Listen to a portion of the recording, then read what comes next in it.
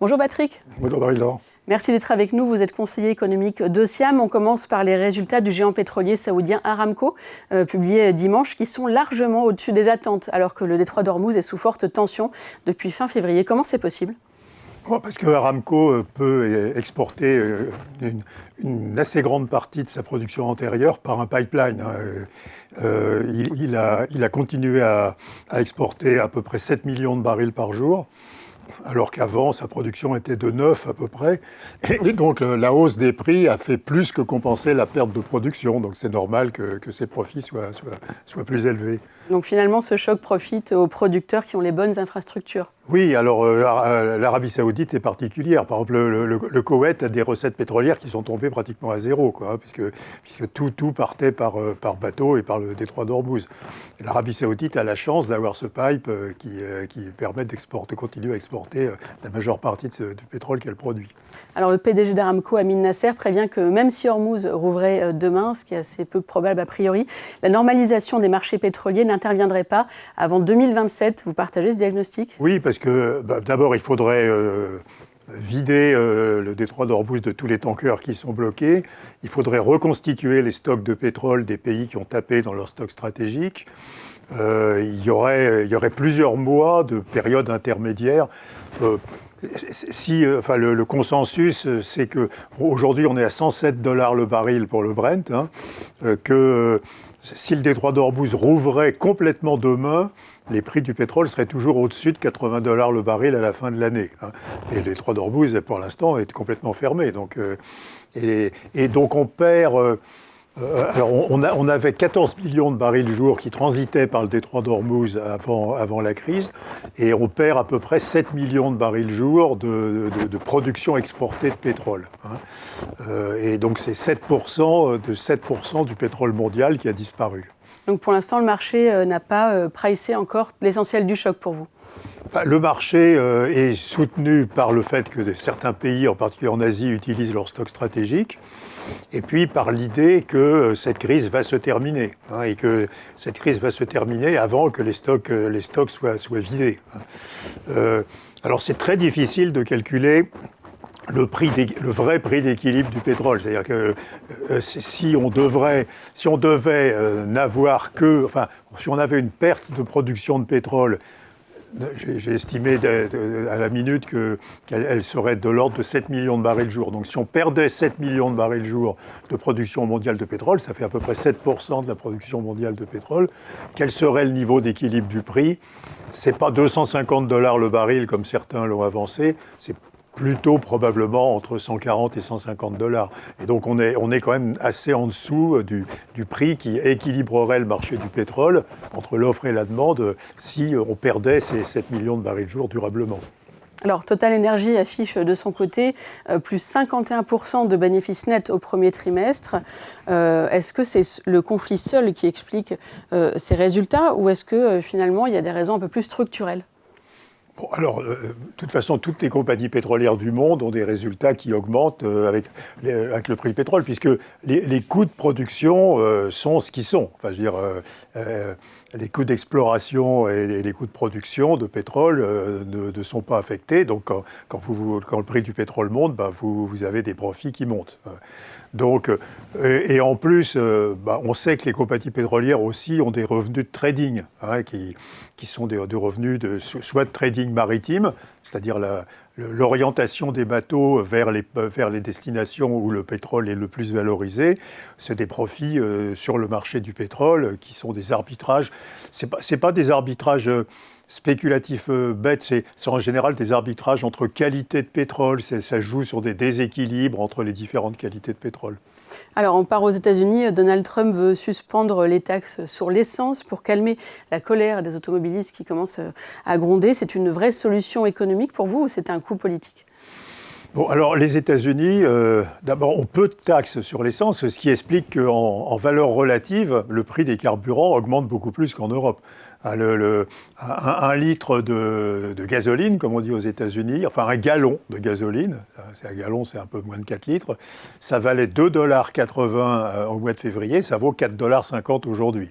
Donc c'est effectivement une ponction sur les revenus des consommateurs importante. Et d'ailleurs, on a vu dans les derniers chiffres la consommation des ménages américains ralentir parce qu'il faut qu'ils s'achètent le pétrole. Les États-Unis, c'est une situation bizarre parce que les États-Unis sont exportateurs de pétrole et de gaz. Donc ils gagnent du revenu quand les prix du pétrole et du gaz sont plus élevés. Simplement, ce revenu va essentiellement aux pétroliers. Et les consommateurs sont perdants puisqu'ils payent plus cher leur essence. Vous parliez du gaz. Est-ce que les prix du gaz vont pouvoir se stabiliser ou ils vont évoluer de façon similaire à ceux du pétrole? Alors aux États-Unis, le gaz est très peu cher. Parce que les États-Unis... Le marché du pétrole est très différent du marché du gaz. Le marché du pétrole, c'est un marché très intégré. Le marché du gaz, c'est un marché local. Et donc le prix du gaz aux États-Unis, il est très très bas. Il a même baissé depuis le début de la guerre au Moyen-Orient. C'est entre 8 et 9 dollars le mégawattheure. En Europe, on paye 46 euros le mégawattheure notre gaz. Alors le gaz, il manque à peu près aussi 7% de la production mondiale de gaz. C'est le GNL essentiellement du Qatar qui a disparu. Et donc, il y a un problème à peu près de même taille sur le prix du gaz que sur le prix du pétrole. Et d'ailleurs, le prix du gaz et le prix du pétrole ont augmenté à peu près de 50% tous les deux. Donc le prix du gaz va suivre à peu près la même trajectoire si le conflit se poursuit, notamment en France? Oui, parce que la perte de production par rapport à la consommation mondiale de gaz est à peu près la même que la perte de production de pétrole par rapport à la consommation mondiale de pétrole. Alors, je voudrais qu'on parle d'un signal fort venu d'Inde, qui est le 3e importateur mondial de brut. Le Premier ministre indien, Narendra Modi, a demandé publiquement aux Indiens de réduire leur consommation de carburant, de reprendre le télétravail et de réduire leur voyage à l'étranger, un petit peu finalement comme pendant la période du Covid. Est-ce que demain, Emmanuel Macron va demander la même chose aux Français ? D'abord, les pays d'Asie, dont l'Inde, dépendent beaucoup plus du pétrole du Moyen-Orient que la France. L'UE importait, avant le début de cette guerre, 0,6 million de barils jour de pétrole du Moyen-Orient. Et donc c'est très peu. C'est sur une consommation globale de l'ordre de 7 à 8 millions de barils jour. Donc c'est... Et alors les pays d'Asie, enfin l'Inde, le Pakistan, le Bangladesh, le Vietnam, etc., ont un pétrole du Moyen-Orient qui représente 30 à 40% de leur approvisionnement global en pétrole. Donc on comprend mieux cette mesure. Ils sont beaucoup plus pénalisés. Alors évidemment, il y a des arbitrages. Donc si le prix du pétrole en Asie montait par rapport au prix du pétrole en Europe, on exporterait. Bon, donc il y a un prix mondial du pétrole, mais en termes de quantité physique, l'Asie est beaucoup plus pénalisée que le pétrole, que l'Europe. Je crois pas.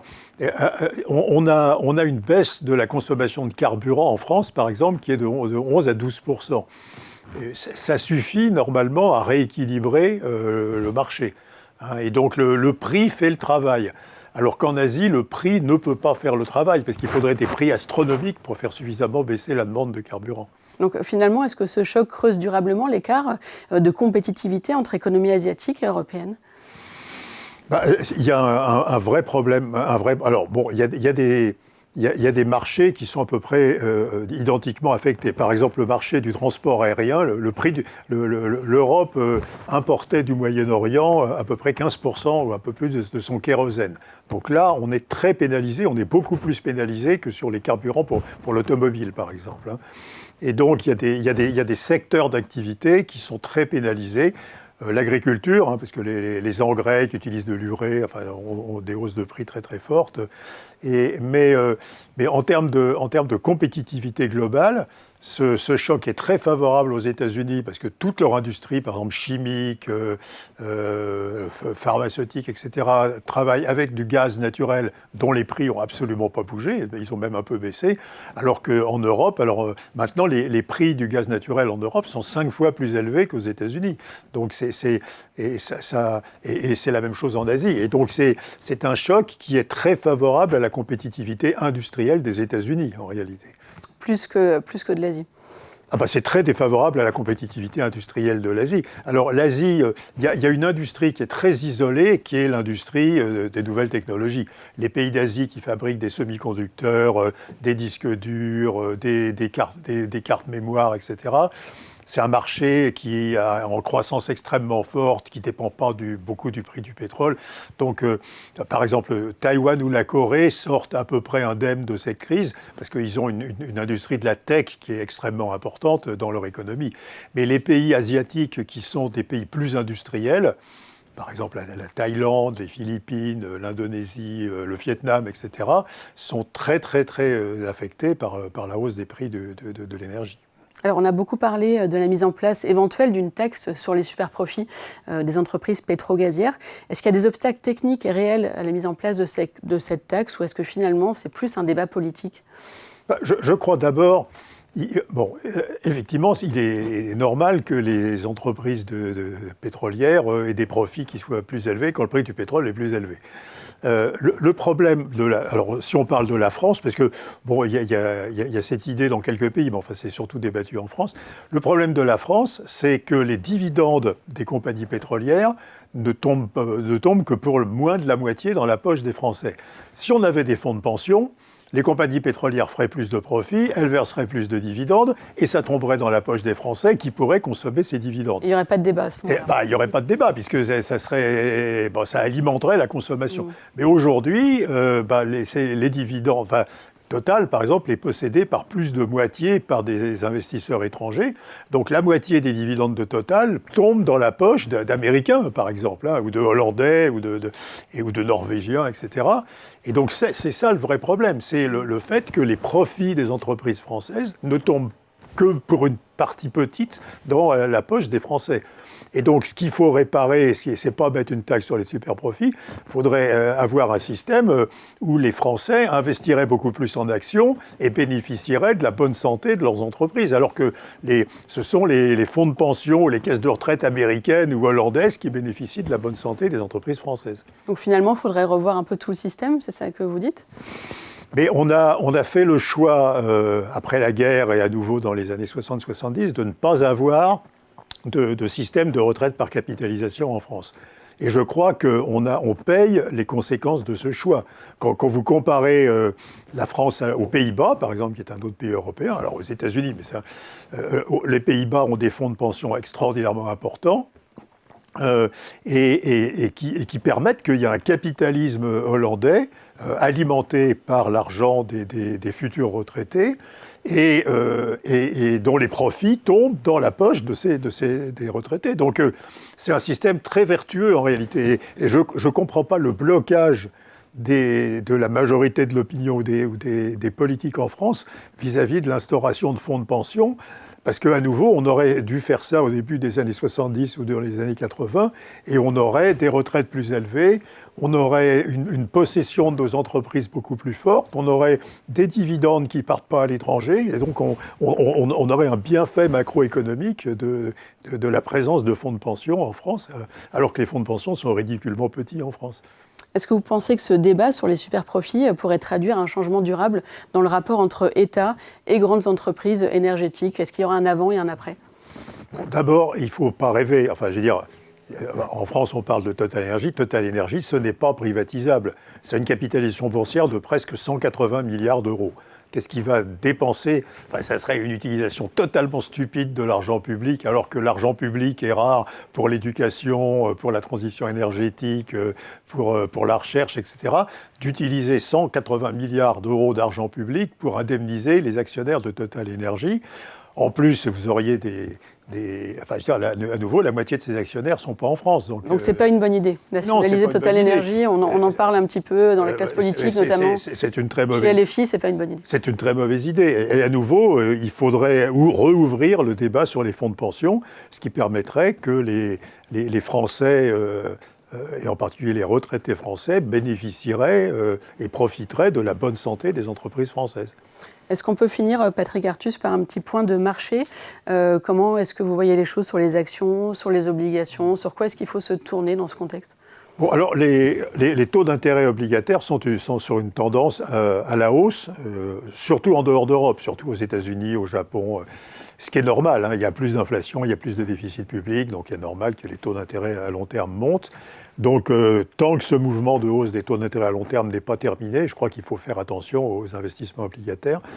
Alors sur le marché des actions, les actions européennes sont plates.